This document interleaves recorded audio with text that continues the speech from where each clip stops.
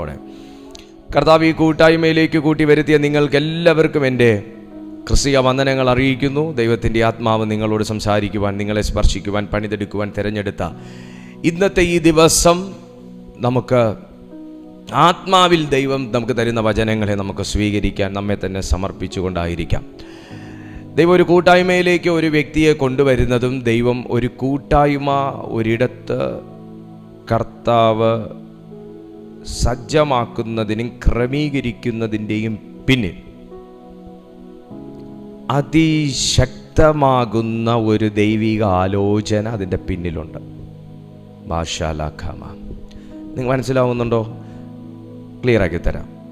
ദൈവം നിങ്ങളെ ഈ സന്ദേശം കേൾപ്പിക്കുന്നതിൻ്റെ പിന്നിൽ നിങ്ങളെ ദൈവം ഈ കൂട്ടായ്മയിലേക്ക് ആദ്യമായിട്ടോ ചില ആഴ്ചകളായിട്ടോ മാസങ്ങളായിട്ടോ വർഷങ്ങളായിട്ടോ കൂട്ടി നിർത്തിയതിൻ്റെ പിന്നിൽ കേവലം ഒരു ആശ്വാസം ഉണ്ടാകുക, കേവലം ഒരു സമാധാനം ഉണ്ടാകുക എന്ന ഒരു ഉദ്ദേശത്തെക്കാളുപരി നമ്മൾ ഇതുവരെ മനസ്സിലാക്കിയിട്ടില്ലാത്തതോ മനസ്സിലാക്കാൻ ശ്രമിക്കാത്തതോ നമുക്കിതുവരെ വെളിപ്പെട്ട് കിട്ടിയിട്ടില്ലാത്തതോ ആയ ചില രഹസ്യങ്ങൾ ഇതിൻ്റെ പിന്നിലുണ്ട്. ഹല്ലേലൂയ. ഈ വെളിപ്പെട്ട് കിട്ടാത്ത രഹസ്യങ്ങൾ ഒരു ദൈവസഭയ്ക്ക്, ഒരു ദൈവ മനുഷ്യന്, ഒരു ദൈവദാസിക്ക്, ഒരു പ്രാർത്ഥനാ പോരാളിക്ക് വെളിപ്പെട്ട് കിട്ടുകയാണ് എങ്കിൽ അവൻ്റെ ജീവിതം, അവൻ്റെ ചിന്തകൾ, അവൻ്റെ പ്രാർത്ഥനകൾ, അവൻ്റെ ഇഷ്ടങ്ങൾ എല്ലാം വ്യത്യസ്തമാകുന്ന തലങ്ങളിലേക്ക് ഉയരാൻ തുടങ്ങും. ഒരുവൻ്റെ ഉയർച്ച ആരംഭിക്കുന്നത് ഞാൻ ഈ പറഞ്ഞ ഇടത്ത് നിന്നാണ്. ഒരുവൻ്റെ ഉയർച്ച ആരംഭിക്കുന്നത് ഞാൻ ഈ പറഞ്ഞ സ്ഥലത്തു നിന്നാണ്. എവിടെ നിന്നാണ്?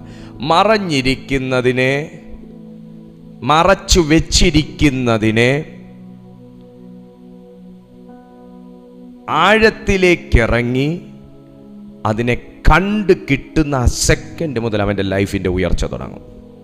Hallelujah, hallelujah. കൊലോസ്യർക്ക് പൗലോസ് ലേഖനം എഴുതിയപ്പോൾ അതിൻ്റെ 2-ാമത്തെ അധ്യായം എന്ന് പറയുന്നത് സഭയ്ക്ക് വേണ്ടിയിട്ടുള്ള പൗലോസിൻ്റെ കഷ്ടതയെക്കുറിച്ച് വെളിപ്പെടുത്തിയ വാക്യമാണ്. ഞാൻ മുഴുവനും ഒന്നും വായിക്കുന്നില്ല, പക്ഷേ അധ്യായത്തിൻ്റെ കാതലായ ചില ഭാഗങ്ങൾ എനിക്ക് നിങ്ങളുടെ മുമ്പിൽ വെച്ചതിന് ശേഷം വേണം ദൈവത്തോട് പ്രാർത്ഥിക്കാൻ. നിങ്ങൾക്കും ലവൊദോക്യയിലുള്ളവർക്കും നിങ്ങൾക്കും ലവുദിക്കയിലുള്ളവർക്കും ജഡത്തിൽ എൻ്റെ മുഖം കണ്ടിട്ടില്ലാത്ത എല്ലാവർക്കും വേണ്ടി അവർ ക്രിസ്തു എന്ന ദൈവമർമ്മത്തിൻ്റെ പരിജ്ഞാനവും വിവേകപൂർണതയുടെ സമ്പത്തും പ്രാപിക്കുവാൻ തക്കവണ്ണം സ്നേഹത്തിൽ ഏകീഭവിച്ചിട്ട് ഹൃദയങ്ങൾക്ക് ആശ്വാസം ലഭിക്കണം എന്നു വച്ച് ഞാൻ എത്ര വലിയ പോരാട്ടം കഴിക്കുന്നു എന്ന് നിങ്ങൾ അറിയുവാൻ ഞാൻ ഇച്ഛിക്കുന്നു. 3-ാമത്തെ വാക്യം, അവനിൽ ജ്ഞാനത്തിൻ്റെയും പരിജ്ഞാനത്തിൻ്റെയും നിക്ഷേപങ്ങൾ ഒക്കെയും ഗുപ്തമായിട്ടിരിക്കുന്നു. 4-ാമത്തെ വാക്യം ഞാൻ വായിക്കുന്നത് വിജയകരമായ ഒരു ക്രിസ്തീയ ജീവിതം എങ്ങനെയാണെന്നുള്ളത് താഴോട്ട് വായിച്ചോണ്ടിരിക്കുന്നത് കേട്ടോ. വശീകരണ വാക്കുകൊണ്ട് ആരും നിങ്ങളെ ചതിക്കാതിരിക്കുവാൻ ഞാനിത് പറയുന്നു. ഞാൻ ശരീരം കൊണ്ട് ദൂരസ്ഥനെങ്കിലും ആത്മാവ് കൊണ്ട് നിങ്ങളോടുകൂടെ ഉള്ളവനായി നിങ്ങളുടെ ക്രമവും ക്രിസ്തുവിൽ നിങ്ങൾക്കുള്ള വിശ്വാസത്തിൻ്റെ സ്ഥിരതയും കണ്ട് സന്തോഷിക്കുന്നു. ഇനി ശ്രദ്ധിച്ചു 6-ാമത്തെ വാക്യം, ആകയാൽ നിങ്ങൾ കർത്താവായ ക്രിസ്തു യേശുവിനെ കൈക്കൊണ്ടതുപോലെ അവൻ്റെ കൂട്ടായ്മയിൽ നടക്കുവിൻ. അവൻ്റെ കൂട്ടായ്മയിൽ നടക്കുവിൻ. അവനിൽ വേരൂന്നിയും ആത്മീക വർധന പ്രാപിച്ചും നിങ്ങൾക്ക് ഉപദേശിച്ചു തരുന്നതിന് ഒത്തവണ്ണം വിശ്വാസത്താൽ ഉറച്ചും സ്തോത്രത്തിൽ കവിഞ്ഞും ഇരിപ്പിൻ. സ്തോത്രത്തിൽ കവിഞ്ഞും ഇരിപ്പിൻ. സ്തോത്രത്തിൽ കവിഞ്ഞും ഇരിപ്പിൻ. Therefore, as you received Christ Jesus the Lord, so walk in him, rooted and built up in him, and established in the faith, just as you were taught, abounding in thanksgiving. അവൻ്റെ കൂട്ടായ്മയിൽ നന്ദിയുള്ളവരായി അവനെ മഹത്വപ്പെടുത്തി സ്തോത്രത്തിൽ കവിഞ്ഞ് അവനോട് കൂടെ നടക്കുക എന്ന് പറഞ്ഞാൽ അതിനകത്ത് തടസ്സങ്ങളില്ല, നടക്കാൻ കഴിയാത്ത അവസ്ഥകളില്ല എന്നല്ല അതിൻ്റെ അർത്ഥം.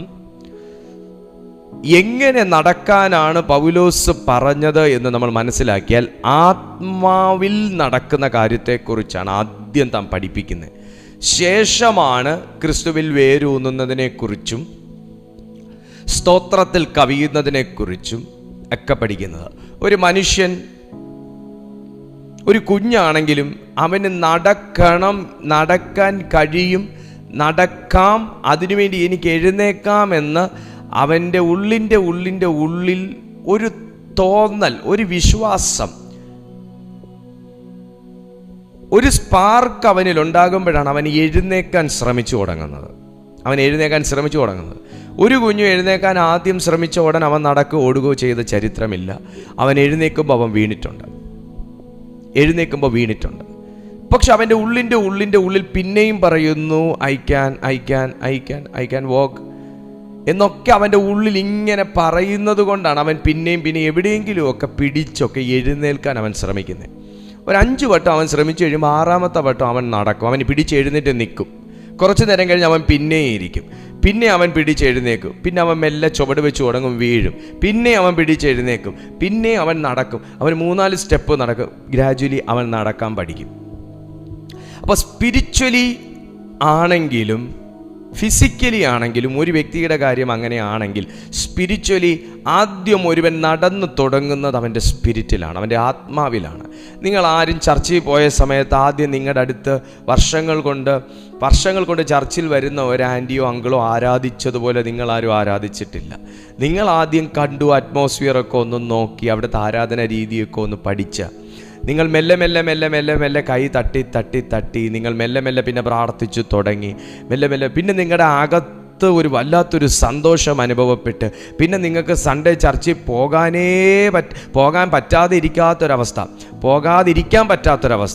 പോകാൻ പറ്റാത്തൊരവസ്ഥ വന്ന് നിങ്ങൾ എങ്ങനെയെങ്കിലുമൊക്കെ ചർച്ചിൽ എത്തിപ്പെടാൻ, കൂട്ടായ്മയിൽ എത്തിപ്പെടാൻ ശ്രമിച്ചതിൻ്റെ കാരണം എന്താണെന്ന് ചോദിച്ചാൽ, നിന്നെ നടക്കാൻ പഠിപ്പിച്ച സ്ഥലമാണ് ഈ ദൈവിക അന്തരീക്ഷം. നിന്നെ ആരാധിക്കാൻ പഠിപ്പിച്ച ഇടമാണ് ദൈവിക അന്തരീക്ഷം. നിന്നെ ബാലപാഠങ്ങൾ പഠിപ്പിച്ച സ്ഥലമാണ് ആ കൂട്ടായ്മ സ്ഥലം. നിന്നെ ദൈവവുമായി അടുപ്പിച്ച സ്ഥലമാണ് ആ കൂട്ടായ്മ സ്ഥലം. സോ അങ്ങോട്ടേക്ക് പോകാനൊരു ഭയങ്കരത, കൂട്ടായ്മയ്ക്കകത്ത് വെളിപ്പെടുന്നൊരു ഭയങ്കര മഹത്വമുണ്ട്. നടക്കുന്നത് എങ്ങനെയാണെന്ന് ചോദിച്ചാൽ, അകത്തെ ആത്മാവ് വികലാംഗനല്ല എന്ന് ഉറപ്പ് വരുത്തിയാൽ നടന്നിരിക്കും.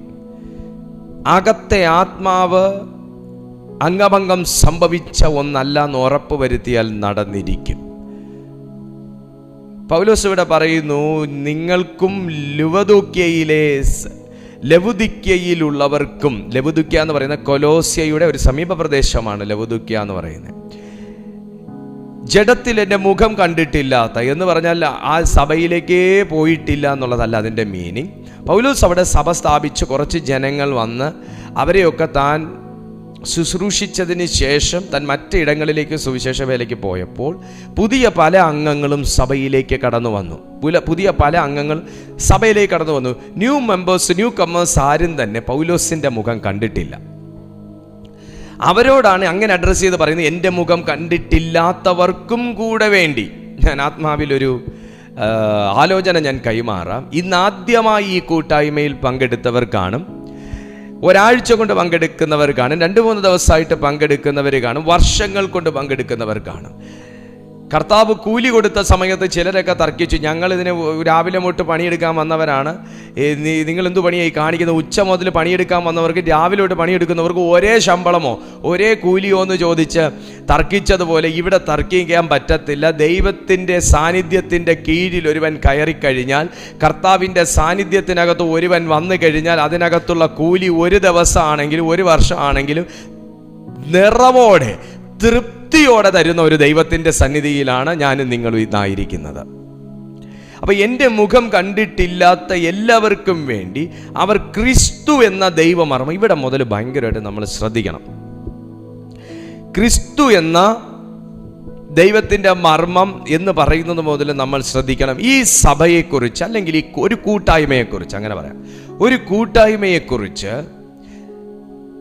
പൗലോസിൻ്റെ ആഗ്രഹം എന്ന് പറയുന്നതിനേക്കാളും പൗലോസിനെ അവിടെ അപ്പോയിന്റ് ചെയ്ത ദൈവത്തിൻ്റെ ആഗ്രഹം എന്ന് പറയുന്നതാണ് ശരി. നിങ്ങളെ ദൈവം ഈ കൂട്ടായ്മയിൽ കൊണ്ടുവന്നു, അല്ലെങ്കിൽ നിങ്ങളെ ദൈവം ഒരു ചർച്ചിൻ്റെ മെമ്പറാക്കി വെച്ചിരിക്കുന്നു, ദൈവത്തിൻ്റെ വചനം നിങ്ങളെ പഠിപ്പിക്കുന്നു. നിങ്ങൾ ഈ ചാനലിലൂടെ ആയിരിക്കാം ദൈവത്തിൻ്റെ വചനം പഠിപ്പിക്കുന്നത്, നിങ്ങൾ ഈ ചാനലിലുള്ള കൂട്ടായ്മയിലായിരിക്കാം നിങ്ങൾ കൂടുന്നത്, അല്ലെങ്കിൽ മറ്റു കൂട്ടായ്മകളിൽ നിങ്ങൾ കൂടാറുണ്ട്. ആത്മാവും അഭിഷേകവുമുള്ള ഒരു കൂട്ടായ്മയെക്കുറിച്ച് ദൈവത്തിൻ്റെ ആഗ്രഹങ്ങൾ എന്ന് പറയുന്നത്, ഞാൻ അനുഗ്രഹിക്കപ്പെടണം, എൻ്റെ പ്രശ്നങ്ങൾക്ക് പരിഹാരമുണ്ടാകണം, ഞാൻ ദൈവത്തിൻ്റെ ആത്മാവിൽ ആരാധിക്കണം.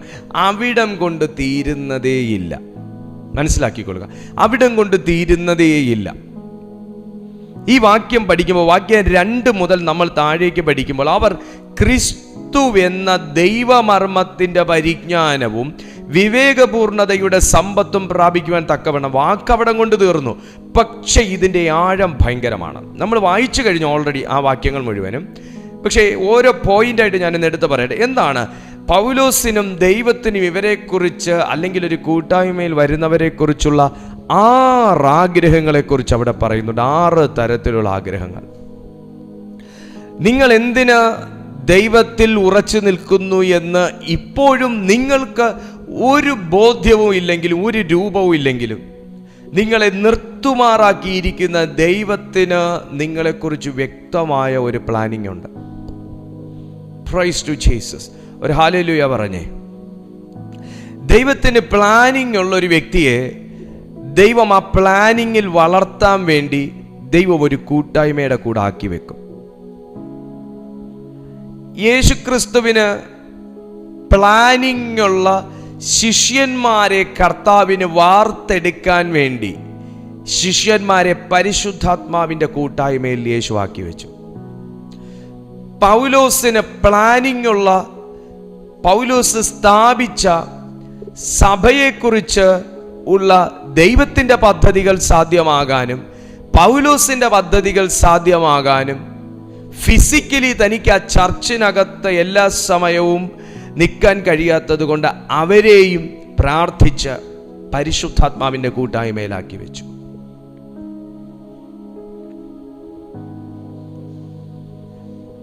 ഇത് കണ്ടുപഠിച്ച മറ്റു ശിഷ്യന്മാരും അവർ തുടങ്ങിയ സഭകളും, അല്ലെങ്കിൽ അവരാക്കി വെച്ച സഭകളും, അവർ ശുശ്രൂഷിക്കുന്ന സഭകളും, ഞാൻ അടക്കമുള്ളവർ ഇന്ന് ഈ കൂട്ടായ്മ കഴിഞ്ഞതിന് ശേഷം പ്രാർത്ഥിച്ച് ആശീർവാദം പറഞ്ഞ് പരിശുദ്ധാത്മാവിൻ്റെ കൂട്ടായ്മയ്ക്കകത്താക്കി വെക്കുന്നു. ഒരു കൂട്ടായ്മ അത് ഈ ഭൂമിയിൽ ഒരു സഭയോടുകൂടെ ആയിരിക്കാം, അല്ലെങ്കിൽ ഒരു വിർച്വൽ മീറ്റിങ്ങിനോടുകൂടെ ആയിരിക്കാം, അല്ലെങ്കിൽ ഒരു വീടിനകത്തായിരിക്കും, ഒരു റൂമിനകത്തായിരിക്കും, ഒരു വലിയ ടെന്റിനകത്തായിരിക്കും, എവിടെയുമായിരിക്കാം. പക്ഷെ ആ കൂട്ടായ്മയ്ക്കകത്തുള്ള ഒരു കൂട്ടായ്മയാണ് പരിശുദ്ധാത്മാവിൻ്റെ കൂട്ടായ്മ. പരിശുദ്ധാത്മാവിൻ്റെ കൂട്ടായ്മ. നിങ്ങളെ ദൈവം ആക്കി വെച്ചിരിക്കുന്നത് ഒരു പരിശുദ്ധാത്മാവിൻ്റെ കൂട്ടായ്മയ്ക്കകത്താണെങ്കിൽ ദൈവഹൃദയത്തിലെ രഹസ്യങ്ങൾ നിനക്ക് വെളിപ്പെട്ടു വന്നിരിക്കും. പൗലോസിന്റെ മുഖം കണ്ടില്ലെങ്കിൽ പോലും കാണേണ്ടവന്റെ മുഖം കാണത്തക്ക നിലയിലുള്ള പ്രത്യേക അദൃശ്യ മണ്ഡലങ്ങൾ ആ കൂട്ടായ്മയ്ക്കകത്തുള്ള ഒരു വ്യക്തിയുടെ ജീവിതത്തിൽ തുറന്നു വന്നിരിക്കും. നിങ്ങളുടെ ജീവിതത്തിൽ ഭൗതിക അനുഗ്രഹങ്ങളെ തടയാൻ സാത്താന് കഴിയും. നിങ്ങളുടെ ജീവിതത്തിലേക്ക് വരാനുള്ള അവസരങ്ങളെ ഒരുപക്ഷെ സാത്താന് തടയാൻ കഴിയും. നിങ്ങൾക്ക് ലഭിക്കേണ്ട നീതി ഒരുപക്ഷെ സാത്താന് തടയാൻ കഴിയും. സാത്താന് തടയാൻ കഴിയത്തില്ല എന്ന് പറയുന്നവരുണ്ടെങ്കിൽ പേഴ്സണലി വിളിച്ചാൽ മതി, വേർഡ് തരാം. മുഴുവൻ കേട്ടിട്ടേ വിളിക്കാവുള്ളൂ. സാത്താന് തടയാൻ കഴിയും. സാത്താനെ നമ്മൾ കെയർ ചെയ്യണ്ടെങ്കിൽ കർത്താവ് ഒരിക്കലും പറയത്തില്ല തന്ത്രങ്ങൾ അറിയരുതെന്ന്. അവൻ്റെ തന്ത്രങ്ങൾ അറിയാതിരിക്കരുതെന്ന്. അവൻ്റെ തന്ത്രങ്ങൾ അറിയാതിരിക്കരുത് എന്ന് വ്യക്തമായി പറയുന്നു. അപ്പം നമ്മൾ അവനെക്കുറിച്ചും കൂടെ അറിഞ്ഞിരിക്കണം. അവൻ്റെ വർക്കിംഗ് സ്റ്റൈൽ നമ്മൾ അറിഞ്ഞിരിക്കണം. ഓക്കെ, നമ്മുടെ സബ്ജക്റ്റ് അതല്ല, അതുകൊണ്ട് ഞാൻ അതിൽ നിന്ന് മാറട്ടെ. അപ്പം അറിയണം എന്ന് പറയുന്നു. പരിശുദ്ധാത്മാവിൻ്റെ കൂട്ടായ്മയിൽ നിൽക്കുന്നൊരു വ്യക്തിക്ക് സാത്താൻ മുകളിൽ പറഞ്ഞ കാര്യങ്ങളൊക്കെ തടയുമായിരിക്കാം. സെയിം വേ നിങ്ങൾക്ക് റിവീലായി കിട്ടേണ്ട അദൃശ്യ മണ്ഡലങ്ങളിലെ കാര്യങ്ങൾ, ആത്മമണ്ഡലത്തിലെ കാര്യങ്ങളും അവൻ തടയാൻ ശ്രമിക്കും. പക്ഷേ ദൈവിക കൂട്ടായ്മയ്ക്കകത്ത് താങ്കൾ ഇരിക്കുമ്പോൾ, ദൈവിക കൂട്ടായ്മയിൽ താങ്കൾ തുടരുമ്പോൾ, ദൈവിക കൂട്ടായ്മയിലുള്ള കണ്ടിന്യൂഷൻ നിമിത്തം നിങ്ങളിൽ ഒരു കണ്ടിന്യൂസ് പ്രോസസ്സ് ദൈവത്തിൻ്റെ ആത്മാവിന് ചെയ്യാൻ കഴിയും. അതുകൊണ്ടാണ് പറയുന്നത്, ആണ്ടിൽ ആവണിക്കയിൽ ഒരിക്കലാകരുത് നമ്മൾ കൂട്ടായ്മ കൂടുന്നത്. ലഭിക്കുന്ന അവസരങ്ങൾ പരമാവധി മിസ് ചെയ്യാതെ കൂട്ടായ്മയ്ക്കകത്ത് നിൽക്കാൻ കണ്ടിന്യൂസ്. ഈ നിങ്ങളുടെ കുഞ്ഞുങ്ങളെ സ്കൂളിൽ വിടുന്നല്ലോ, ഒരു വർഷത്തിൽ അവന് പോകാനുള്ള ദിവസം എന്തിനാ ഒരു വർഷം എടുക്കുന്നു? ഒരു മാസത്തിൽ 10 ദിവസം അവനെ സ്കൂളിൽ വിട്ടിട്ട്, അല്ലെങ്കിൽ 15 ദിവസം അവനെ സ്കൂളിൽ വിട്ടിട്ട്, ഈ നമ്മുടെ സാറ്റർഡേ സൺഡേ ഒക്കെ പോയതിന് ശേഷമുള്ള കാര്യമാണ് പറയുന്നത്. അവനെ നിങ്ങൾ സ്കൂളിൽ വിട്ടിട്ട് അവൻ്റെ വർക്കിംഗ് ഡേയ്സിൽ ഒരു 10 ദിവസം അവനെ സ്കൂളിൽ വിടാതിരുന്നാൽ, അങ്ങനെ എല്ലാ മാസവും ഒരു 10 ദിവസം വെച്ച് പല ദിവസങ്ങളിലായിട്ട് അവനെ വീട്ടിൽ നിർത്തിയിരുന്നാൽ അവൻ ക്ലാസ്സിൽ അല്ലെങ്കിൽ അവൻ സ്കൂളിൽ ഏറ്റവും ടോപ്പർ ആവുമോ? ഇല്ലയോ? ടോപ്പർ ആകത്തില്ല.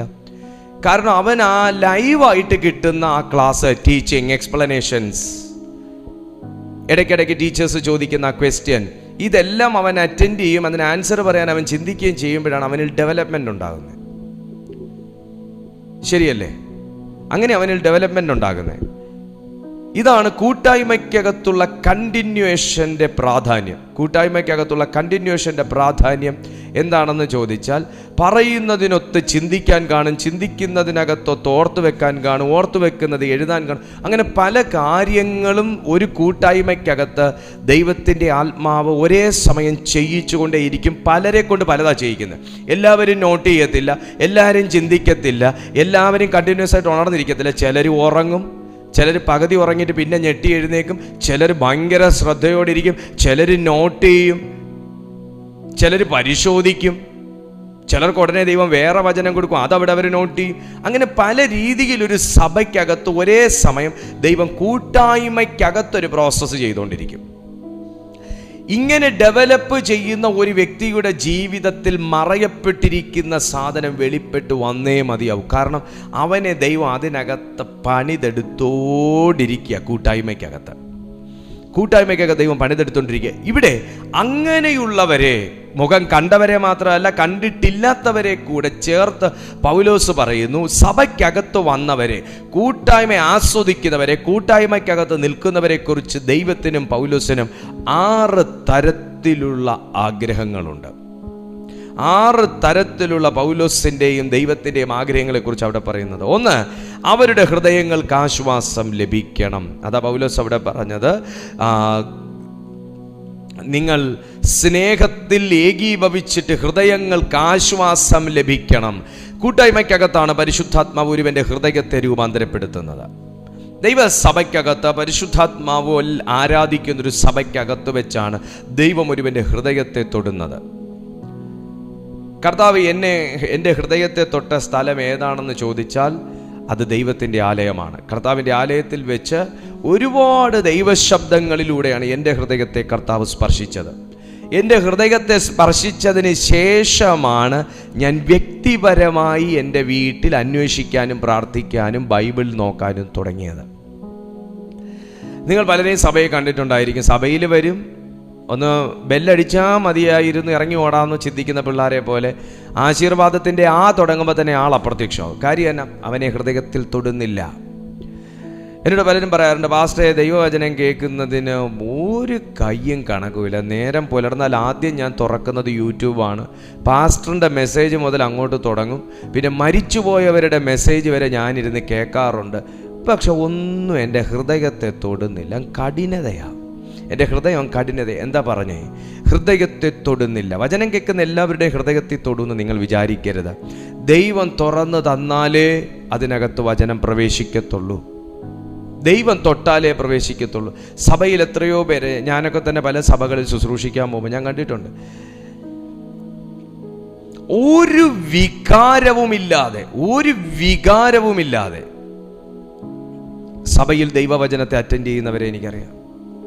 ഞാൻ വ്യസനത്തോടെയും സങ്കടത്തോടെയും സഹതാപത്തോടെയും നോക്കി പിന്നെ അങ്ങോട്ട് കാരണം പിന്നെ നമ്മൾ അവരുടെ മുഖത്ത് നോക്കിയാൽ നമുക്ക് പിന്നെ മെസ്സേജ് വരത്തില്ല, നമ്മളും കൂടെ നെഗറ്റീവായി പോകും.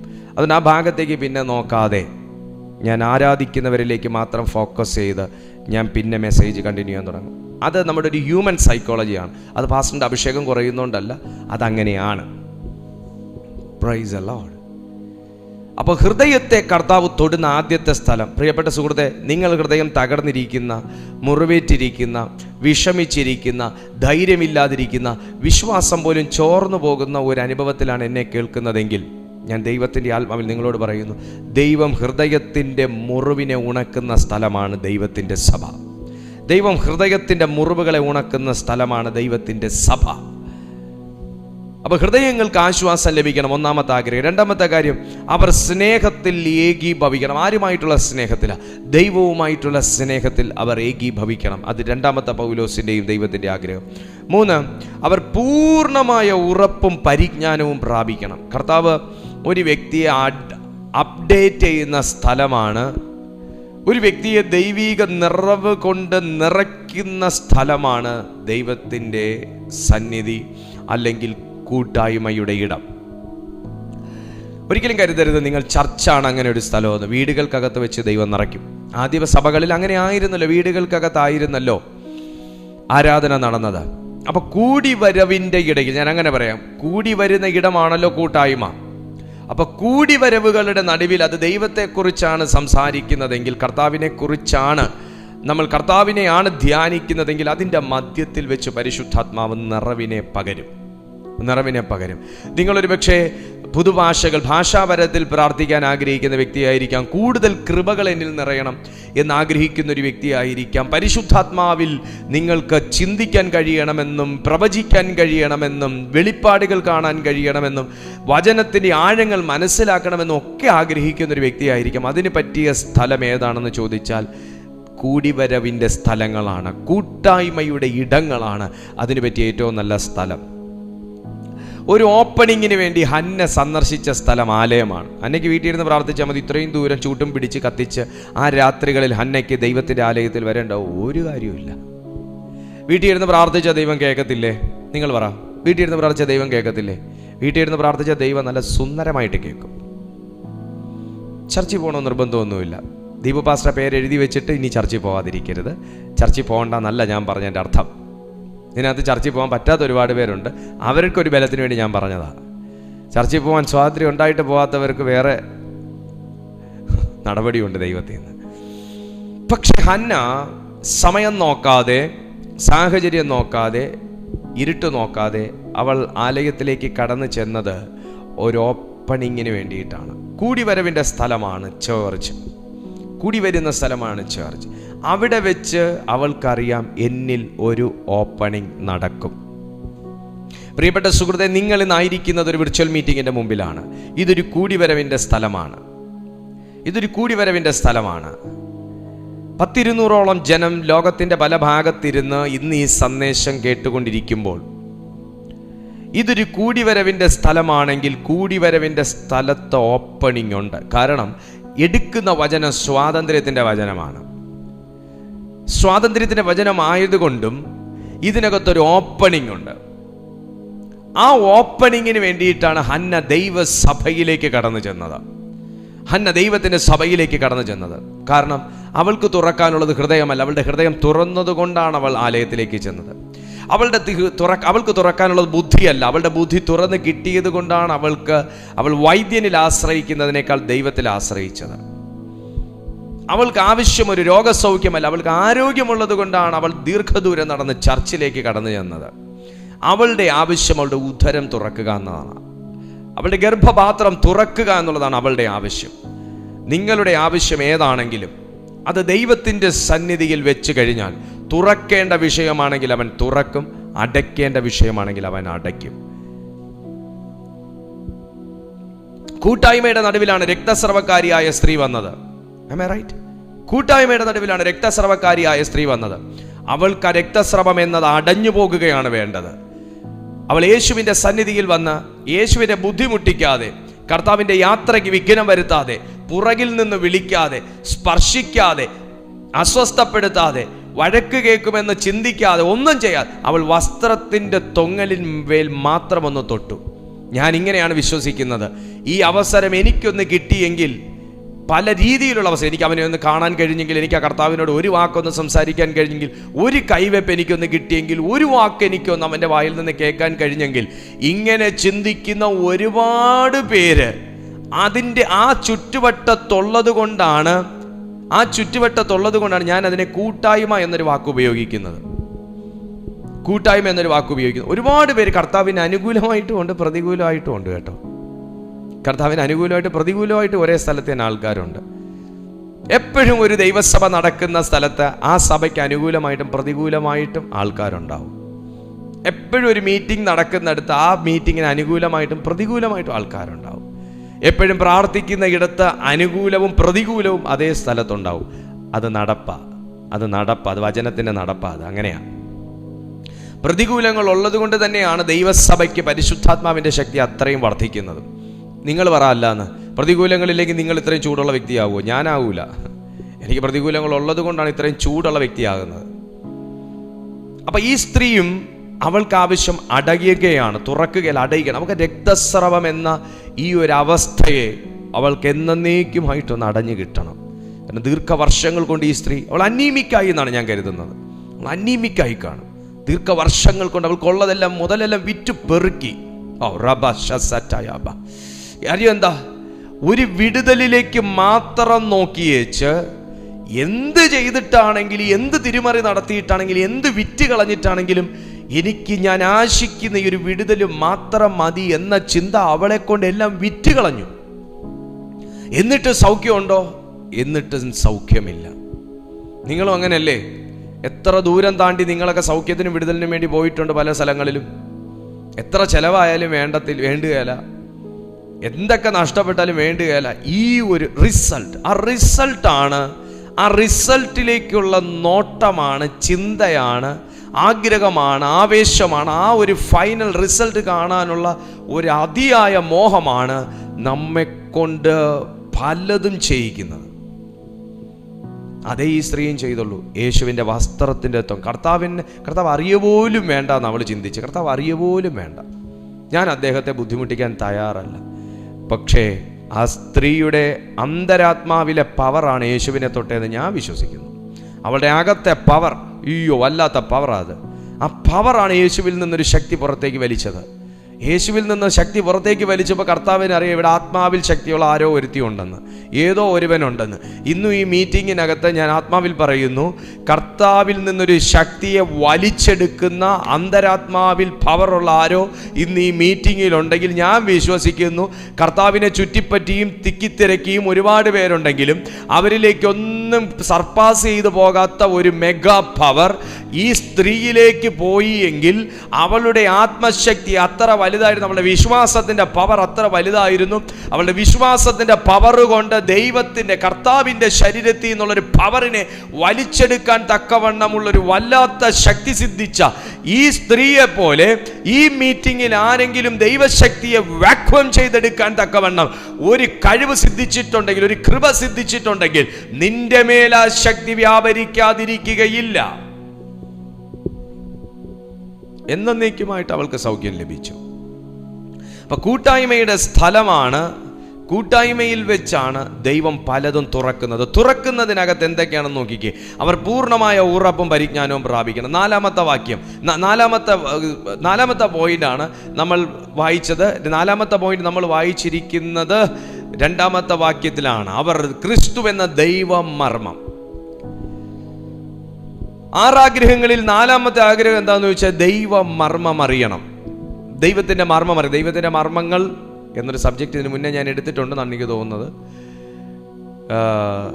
അതിനെക്കുറിച്ച് ഇപ്പോൾ പറയാനുള്ള സമയമില്ല. ദൈവത്തിൻ്റെ മർമ്മങ്ങൾ ഒത്തിരി കാര്യങ്ങളുണ്ട്. ദൈവത്തിൻ്റെ മർമ്മങ്ങളെക്കുറിച്ച് അറിയാൻ ഒത്തിരി കാര്യങ്ങളുണ്ട്. ഇപ്പോൾ നമുക്കത് പറയാനുള്ളൊരു സൗകര്യം പോരാ, സമയം പോരാ. അതുകൊണ്ട് ഒന്ന് ദൈവത്തിൻ്റെ മർമ്മം അറിയണം. ഞാൻ എന്തെങ്കിലും ഒരു വാക്യം ഞാൻ വായിക്കാം. 2, ക്രിസ്തു എന്ന ദൈവത്തിൻ്റെ മർമ്മവും ക്രിസ്തു എന്ന ദൈവമർമ്മത്തിൻ്റെ പരിജ്ഞാനവും വിവേകപൂർണതയുടെ സമ്പത്തും പ്രാപിക്കുവാൻ തക്കവണ്ണം സ്നേഹത്തിൽ ഏകീഭവിച്ചിട്ട് ഹൃദയത്തിൽ ആശ്വാസം എന്ന് ലഭിക്കണമെന്ന് വെച്ച് ഞാൻ എത്ര വലിയ പോരാട്ടം കഴിക്കുന്നു എന്ന് നിങ്ങൾ അറിയുവാൻ ഞാൻ ഇച്ഛിക്കുന്നു. അവനിൽ ജ്ഞാനത്തിൻ്റെയും പരിജ്ഞാനത്തിൻ്റെയും നിക്ഷേപങ്ങളൊക്കെയും ഗുപ്തമായിട്ടിരിക്കുന്നു. 5-ാമത്തെ കാര്യം പിതാവിൻ്റെ മർമ്മം. ദൈവത്തിൻ്റെ മർമ്മം അറിയണം, പിതാവിൻ്റെ മർമ്മം അറിയണം, ക്രിസ്തുവിൻ്റെ മർമ്മം അറിയണം. ദൈവത്തിൻ്റെ മർമ്മം അറിയണം, പിതാവിൻ്റെ മർമ്മം അറിയണം, ക്രിസ്തുവിൻ്റെ മർമ്മം അറിയണം. പിതാവ്, പുത്രൻ, പരിശുദ്ധാത്മാവ്. ഇത് മൂന്നല്ല, മൂന്ന് വ്യക്തിത്വങ്ങളാണ്, 3 ഫങ്ഷൻസ് ആണ്. എന്നാൽ ഇത് 3 ഏകീഭവിക്കുന്ന ഒരു മർമ്മത്തെക്കുറിച്ച് ഒരു ദൈവസഭ അറിയണം. ഒരു ദൈവസഭയിൽ, അല്ലെങ്കിൽ എൻ്റെ ജീവിതത്തിൽ, അങ്ങനെ പറയാം, എൻ്റെ ജീവിതത്തിൽ കർത്താവായ യേശു ക്രിസ്തുവിൻ്റെ റോൾ എന്താണ്, പിതാവിൻ്റെ റോൾ എന്താണ്, യേശു ക്രിസ്തുവിൻ്റെ റോൾ എന്താണ്, പരിശുദ്ധാത്മാവിൻ്റെ റോൾ എന്താണ്. ഞാൻ യേശു ക്രിസ്തുവിലേക്ക് നോക്കിയാൽ മാത്രമേ ഞാൻ പിതാവിൻ്റെ എന്ത് റോളാണ് ഞാൻ മനസ്സിലാക്കേണ്ടതെന്നും ഞാൻ പരിശുദ്ധാത്മാവിൻ്റെ എന്ത് റോളാണ് എന്നിൽ ഞാൻ അനുവർത്തിക്കേണ്ടത് അല്ലെങ്കിൽ അനുവദിക്കേണ്ടത് എന്നും എനിക്ക് മനസ്സിലാകത്തുള്ളൂ. നമുക്ക് പുത്രനെ മാറ്റി നിർത്തിക്കഴിഞ്ഞാൽ നിങ്ങൾക്ക് ഒരു ഐഡിയയും ഇല്ലാത്തൊരു സാധനം നിങ്ങൾ ഓൺലൈനിൽ നിന്ന് ഓർഡർ ചെയ്ത് വരുത്തുന്നു എന്നിരിക്കുക. ഒരു ഐഡിയയും ഇല്ല, പക്ഷെ ഇങ്ങനൊരു സാധനം ഉണ്ടെന്നറിയാം. പല സ്പെയറുകളായിട്ടാണ് നിങ്ങൾക്ക് അത് പാക്ക് ചെയ്ത് വരുന്നതെന്ന് വെക്കുക. അതിനകത്ത് ഒരു സാധനം ഇരിക്കും. എന്തുവാ അത്? കാറ്റലോഗ് അല്ലെങ്കിൽ ഒരു മൊഡ്യൂള് അതിനകത്ത് കാണും, ഒരു കാറ്റലോഗ്. അതെങ്ങനെയാണ് വർക്ക് ചെയ്യേണ്ടത്, എങ്ങനെയാണ് അതിനെ സെറ്റ് ചെയ്യേണ്ടതെന്നുള്ളൊരു മാനുവൽ അതിനകത്ത് കാണും. ഈ മാനുവലിനെ എനിക്ക് കാണുകയോ വേണ്ടെന്ന് പറഞ്ഞ് പറിച്ചു പറഞ്ഞാൽ എന്തോ ചെയ്യും? ആ സാധനം അങ്ങനെ പല ഭാഗങ്ങളായിട്ട് അവിടെ ഇരിക്കും. എന്തൊന്ന് എവിടെ ഘടിപ്പിക്കണമെന്ന് നിങ്ങൾക്കറിയത്തില്ല. നിങ്ങൾക്കൊരു ട്യൂട്ടോറിയൽ ലഭിച്ചാൽ മാത്രമേ, നിങ്ങൾക്കൊരു ഐഡിയ കിട്ടിയാൽ അതെങ്ങനെ അസംബിൾ ചെയ്യണം, അതിൻ്റെ ഒരു ഐഡിയ കിട്ടിയാൽ മാത്രമേ അതിൻ്റെ ഓരോ ഭാഗങ്ങൾ വെച്ച് പിടിപ്പിക്കാൻ കഴിയുകയുള്ളൂ എന്നതുപോലെ കർത്താവായ യേശു ക്രിസ്തുവിനെ എൻ്റെ ജീവിതത്തിൽ നിന്ന് മാറ്റി നിർത്തിക്കൊണ്ട് ഞാൻ പിതാവിന് മാത്രമേ മഹത്വം കൊടുക്കുകയുള്ളൂ. ഞാൻ പരിശുദ്ധാത്മാവിന് ഇടം കൊടുക്കത്തില്ല. ഞാൻ പിതാവാണല്ലോ എല്ലാത്തിൻ്റെയും എല്ലാം. അപ്പം ഞാൻ പിതാവിനെ മാത്രം ഞാൻ ആരാധിച്ചാൽ മതി, പിതാവിനെ മാത്രം റെസ്പെക്റ്റ് ചെയ്താൽ മതി, പിതാവ് പറഞ്ഞ വേർഡ് മാത്രം ഞാൻ എടുത്ത് ജീവിതത്തിൽ അനുവദിച്ചാൽ മതി, അംഗീകരിച്ചാൽ മതി, അതിനെ മാത്രം എൻ്റെ ജീവിതത്തിൽ ഉൾക്കൊണ്ടാൽ മതി എന്ന് പറയാൻ പറ്റത്തില്ല. യേശുവാണ് എനിക്ക് പിതാവിൻ്റെ ഇമ്പോർട്ടൻസിനെ കുറിച്ച് പഠിപ്പിച്ചത്. യേശുവാണ് എന്നെ ഹോളി സ്പിരിറ്റിൻ്റെ എൻ്റെ ലൈഫിലെ പാർട്ടിനെ കുറിച്ച് പഠിപ്പിച്ചത്. യേശുവാണ് പിതാവിനെയും പരിശുദ്ധാത്മാവിനെയും എങ്ങനെ നമ്മുടെ ജീവിതത്തിൽ നിലനിർത്തി എങ്ങനെ ഒബീഡിയൻ്റ് ആയിട്ട് ജീവിക്കണമെന്ന് മാതൃക കാട്ടിത്തന്നത്. സോ യേശു ക്രിസ്തുവിൻ്റെ മർമ്മം അറിയണം, പിതാവിൻ്റെ മർമ്മം അറിയണം, ക്രിസ്തുവിൻ്റെ മർമ്മം അറിയണം എന്ന് പൗലോസ് ശ്ലീഹ. ഈ മർമ്മങ്ങളാണ് സത്യം പറഞ്ഞാൽ ഒരു വ്യക്തിയെ, അർത്ഥമുള്ളൊരു വ്യക്തി, ഈ മർമ്മങ്ങൾ മനസ്സിലാക്കുന്നവർക്ക് മാത്രമേ സഭയ്ക്കകത്ത് പ്രയോജനപ്പെടാൻ പറ്റത്തുള്ളൂ. ഈ മർമ്മങ്ങളിൽ ഒന്നെന്ന് പറയുന്നത് പരിജ്ഞാനമാണ്. ശരിക്കും നിങ്ങളിങ്ങനെ ഒരു പഴമൊഴി കേട്ടിട്ടുണ്ടാവും. പഴമൊഴിയും ഞാൻ ഈ പറയുന്നത് തമ്മിൽ യാതൊരു ബന്ധമില്ല കേട്ടോ. നിങ്ങളിങ്ങനെ ഒന്ന് കേട്ടിട്ടുണ്ടാവും. വീടിൻ്റെ മുറ്റത്ത് വന്ന് നിന്ന് കാക്ക വിളിച്ചാൽ അന്ന് വീട്ടിൽ വിരുന്നരുണ്ടാവുമെന്നൊരു പഴമൊഴിയുണ്ട്. കാക്ക വിളിക്കുന്നു ഇന്ന് വിരുന്നരുണ്ടാവുമെന്ന്.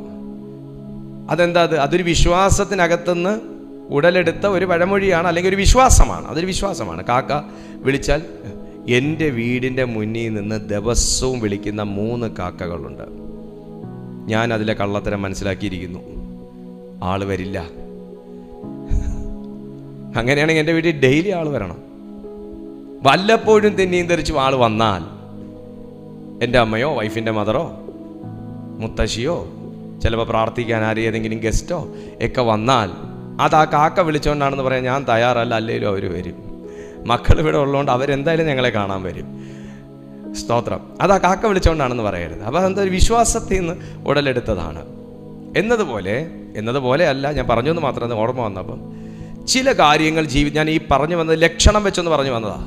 അപ്പം അങ്ങനെ കാക്ക വിളിച്ചാൽ വീട്ടിൽ വിരുന്നര് വരും എന്നത് അത് പഴമൊഴി, അതൊരു പഴയ വിശ്വാസം, പഴയ മുത്തശ്ശിമാരുടെയും മുത്തശ്ശന്മാരുടെയും വിശ്വാസം. അതല്ല. എന്നാൽ ചില ലക്ഷണങ്ങൾ ജീവിതത്തിൽ കാണുമ്പോൾ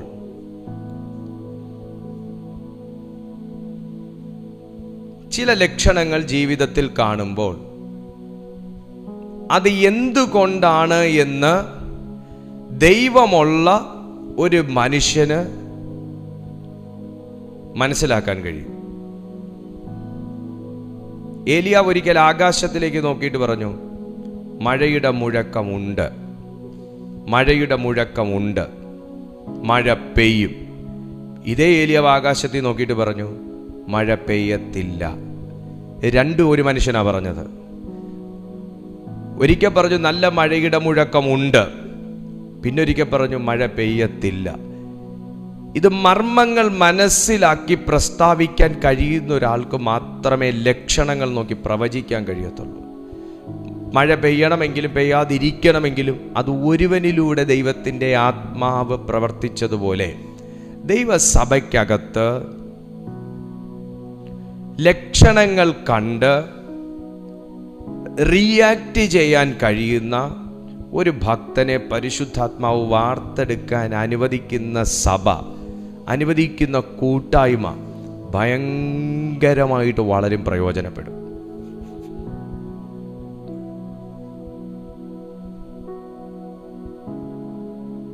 ഞാൻ നിങ്ങളോടൊരിക്കൽ ഇങ്ങനെ പറഞ്ഞിരുന്നു, പ്രൊഫറ്റിക്കൽ ആക്ഷനെ കുറിച്ച് ഞാൻ നിങ്ങളോട് പറഞ്ഞിരുന്നു. എൻ്റെ ലൈഫിൽ ഞാൻ ചെയ്ത ഒരു പ്രൊഫറ്റിക്കൽ ആക്ഷനെ കുറിച്ച്. ജീവിതത്തിൽ ഒരുപാട് ലക്ഷണങ്ങൾ ഞാൻ കണ്ടപ്പോൾ ഒരു സന്ദർഭം, ഞാനത് പറയുന്നില്ല, ഈ മീറ്റിംഗ് നടന്നുകൊണ്ടിരിക്കുന്ന സമയം തന്നെയാണ്.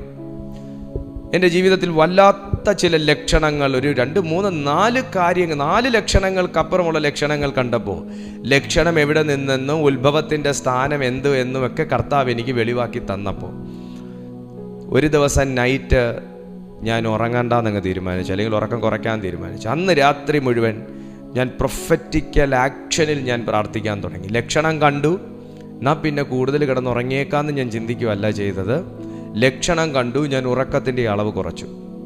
ലക്ഷണങ്ങൾ പലതായിരുന്നു. അത് ഹൃദയം നടുക്കുന്ന, ഭയപ്പെടുത്തുന്ന, വേദനിപ്പിക്കുന്ന ലക്ഷണങ്ങളാണ് കണ്ടത്. അത് ശരിയല്ല, ആ ലക്ഷണം ശരിയല്ല, ഇത് ചിലതിൻ്റെ തുടക്കമാണ് എന്ന് ദൈവത്തിൻ്റെ ആത്മാവ് മാർമികമായി എനിക്കത് മനസ്സിലാക്കിയപ്പോൾ ഞാൻ പ്രൊഫറ്റിക്കൽ ആക്ഷനോടുകൂടി അതിനെ ജയിക്കാൻ ഞാൻ തയ്യാറായി.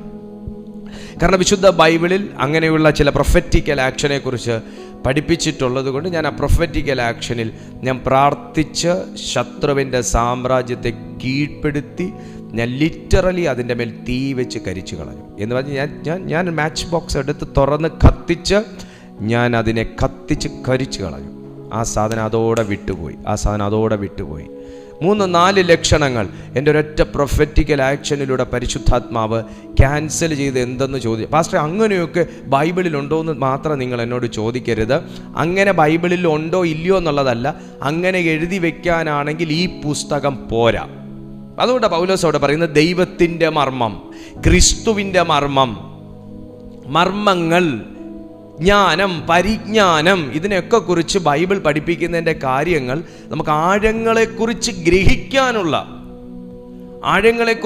ഗ്രഹിക്കാനുള്ള ഒരു ക്യാപ്പബിലിറ്റിയും കപ്പാസിറ്റിയും ഒരു പൊട്ടൻഷ്യലിനെ കൂടെ കുറിച്ചാണ് അത് പറയുന്നത്. നമ്മളെ അതിന് പ്രാപ്തനാക്കി മാറ്റുകയാണ് ശരിക്കും പറഞ്ഞാൽ ഈ മർമ്മങ്ങൾ ചെയ്യുന്നത്. Praise God. അതിന് പ്രാപ്തനാക്കി മാറ്റും ഒരു ദൈവസഭയെ, ഒരു വ്യക്തിയെ. നിങ്ങളെക്കുറിച്ചുമാണ് ഞാൻ ഈ പറയുന്നത്. നിങ്ങളെ പ്രാപ്തനല്ലാത്ത പല കാര്യങ്ങൾക്കും ദൈവം പ്രാപ്തനാക്കി മാറ്റുന്നത് ദൈവത്തിൻ്റെ മർമ്മങ്ങളെ അറിയുവാൻ തക്കവണ്ണമുള്ളൊരു വളർച്ച നമ്മളിൽ സിദ്ധിക്കുമ്പോഴാണ്. ദൈവത്തിൻ്റെ മർമ്മങ്ങളെയും ആഴങ്ങളെയും അറിയുവാൻ തക്കവണ്ണം നമ്മളൊരു വളർച്ച, ആ വളർച്ചയ്ക്ക് വേണ്ടി നിങ്ങൾ പ്രാർത്ഥിക്കണം.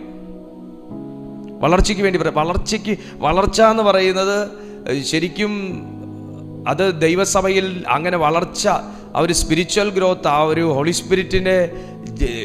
സ്പിരിറ്റുമായിട്ട് ബന്ധപ്പെട്ടുള്ള ഒരു ലൈഫ് ആഗ്രഹിക്കുന്നവരുടെ എണ്ണം കുറഞ്ഞു പോകുന്നതാണ് പല സഭകളും മുരടിക്കാനുള്ള കാരണം. പക്ഷേ ഹോളി സ്പിരിറ്റിനൊക്കെ ഇടം കൊടുക്കുന്ന സഭകളൊക്കെ ഭയങ്കരമായിട്ട് വളരുന്നുണ്ട്.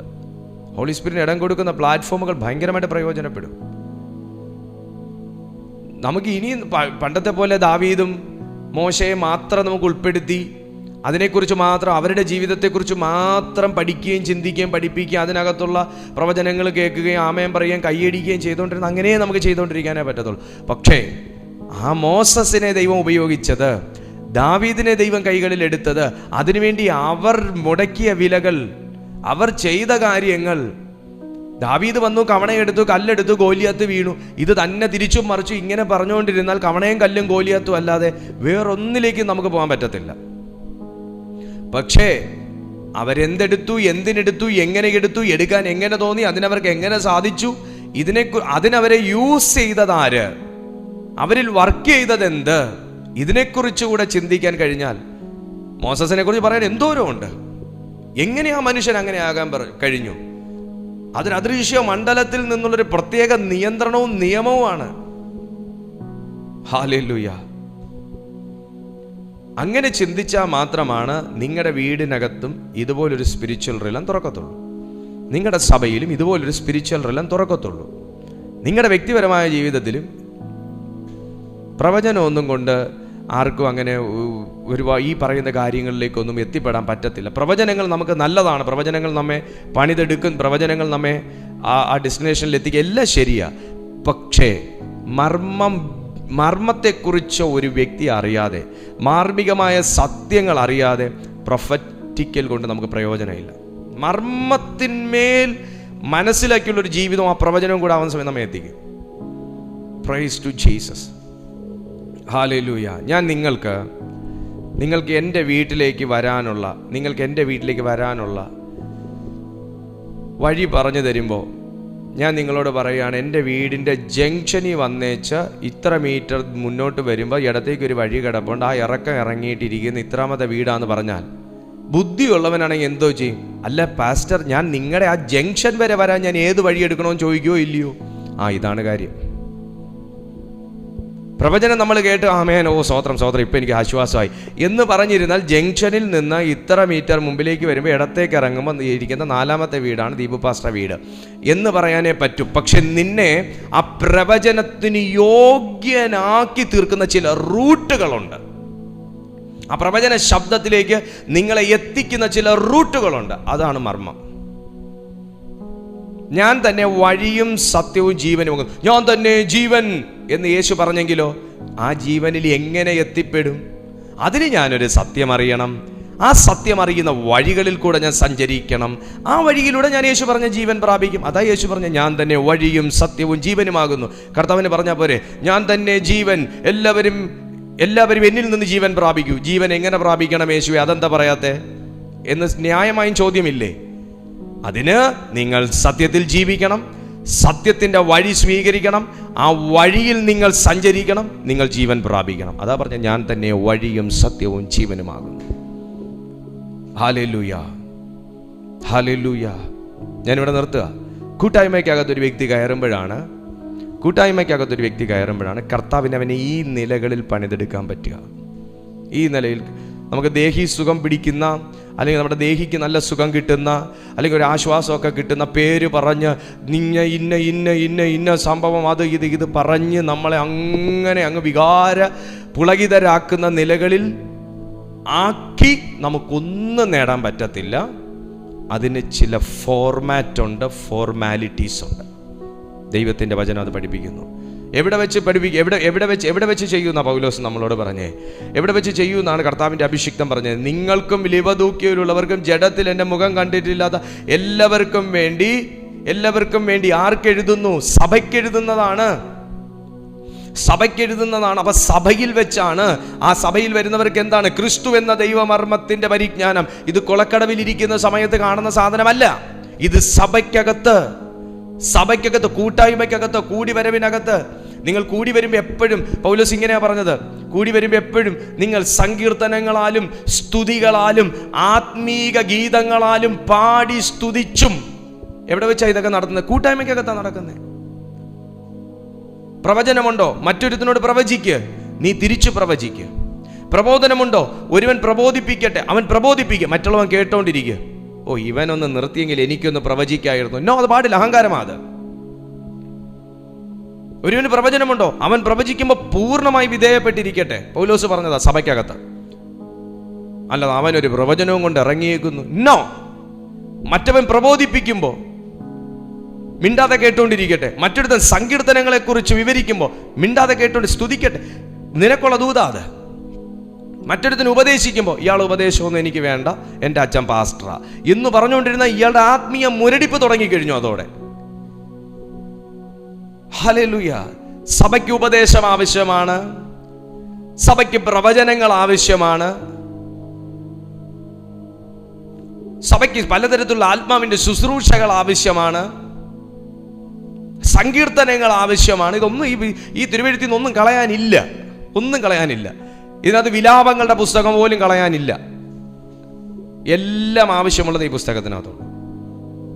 ഇതെല്ലാം കൂടെ ചേരുമ്പോഴാണ് സഭയാകുന്നത്. പ്രവചനം മാത്രം കൊണ്ടൊരു സഭ സഭയാകുന്നില്ല, ഇതെല്ലാം ചേരുമ്പോഴാണ് സഭ സഭയാകുന്നത്, കൂട്ടായ്മയാകുന്നത്. നിങ്ങൾക്കും അങ്ങനെ തന്നെ. ഒന്നും കളഞ്ഞിട്ട് ഒന്നും ആകാനൊക്കത്തില്ല. ഈ പുസ്തകത്തിനകത്തെന്ന് പറയുന്ന ഏതൊരു കൽപ്പനകളും ഇതെനിക്ക് എടുക്കാൻ പറ്റുന്ന കാര്യമല്ല പാസ്റ്ററേ എന്ന് പറഞ്ഞിട്ട് നമുക്കൊന്നും ആകാനൊക്കത്തില്ല. എടുക്കാൻ പറ്റുന്ന കാര്യങ്ങൾ മാത്രമേ ഇതിനകത്തുള്ളൂ. Price to Jesus. അപ്പൊ പൗലോസ് സഭയോടാ പറയുന്നത്, നിങ്ങൾ ദൈവമർമ്മത്തിന്റെ പരിജ്ഞാനവും വിവേകപൂർണതയുടെ സമ്പത്തും പ്രാപിപ്പാൻ തക്കവണ്ണം സ്നേഹത്തിൽ ഏകീഭവിച്ചിട്ട് ഹൃദയങ്ങൾക്ക് ആശ്വാസം ലഭിക്കണം. ഹൃദയങ്ങൾക്ക് ആശ്വാസം ലഭിക്കണമെങ്കിൽ തുടക്കത്തിൽ പറയുന്നു ദൈവമർമ്മത്തിന്റെ പരിജ്ഞാനത്തെ കുറിച്ച് അറിയണം. കണ്ടോ, ഭയങ്കര ഡീപ്പായിട്ട് എടുക്കാനുള്ള കാര്യമാണ്. പക്ഷെ എല്ലാവർക്കും അങ്ങോട്ട് ഡൈജസ്റ്റ് ആകത്തില്ല. ഇതൊന്നും കത്തിച്ച് സംസാരിക്കാൻ പറ്റുന്ന കാര്യങ്ങളല്ല, ഇതൊക്കെ ടീച്ച് ചെയ്യാനുള്ള കാര്യങ്ങളാണ്. ഹൃദയത്തിൻ്റെ ആശ്വാസം ദൈവമർമ്മത്തിൻ്റെ പരിജ്ഞാനത്തിനകത്തിരിക്കുന്നതാണ്. അവിടെ കൈയിട്ട് എടുത്താലേ ഉള്ളൂ എൻ്റെ ഹൃദയങ്ങൾക്ക് ശാശ്വതമായ ആശ്വാസം. ആൻറ്റിയുടെ കടഭാരം ഇന്ന് തീരാൻ പോകുന്നു എന്നെനിക്ക് വേണമെങ്കിൽ പറയാം, നിങ്ങൾക്ക് താൽക്കാലിക ആശ്വാസം.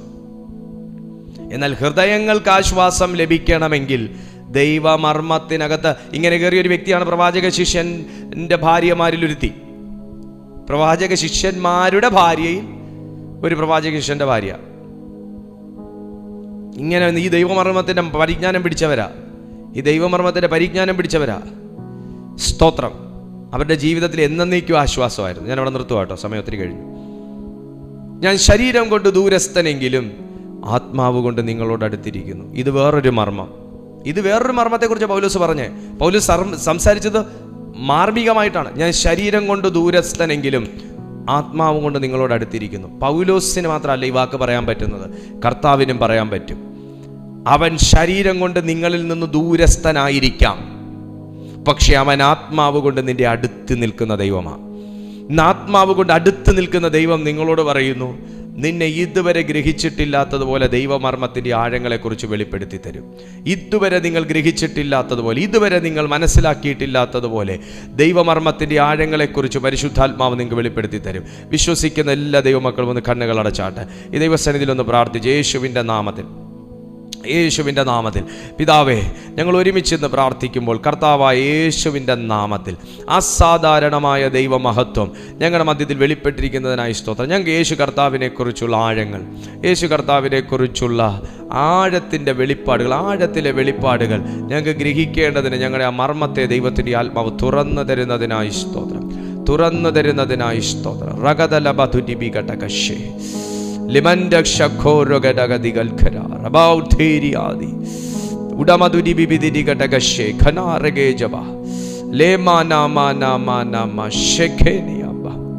ഹോ റബബബബബ ശേഖബ ഹോ റവനഗധിരകൽഖനമദുദിബിബിദിശമ്മ. ഇപ്പോൾ തന്നെ അടഞ്ഞുപോയ മർമ്മത്തിൻ്റെ മണ്ഡലങ്ങൾ തുറക്കപ്പെടട്ടെ. അടഞ്ഞുപോയ മർമ്മങ്ങൾ ഗ്രഹിപ്പാൻ തക്കവണ്ണം ദൈവത്തിൻ്റെ കൃപ ലഭിക്കട്ടെ. അടഞ്ഞുപോയ മർമ്മങ്ങൾ ഗ്രഹിപ്പാൻ ദൈവത്തിൻ്റെ കൃപ ലഭിക്കട്ടെ. എല്ലാ ആത്മീയ മരവിപ്പും മുരടിപ്പും മാറിപ്പോകട്ടെ. യേശുവിൻ്റെ അടിസ്ഥാനം ഞങ്ങളുടെ ജീവിതത്തിൽ പണിയപ്പെടട്ടെ.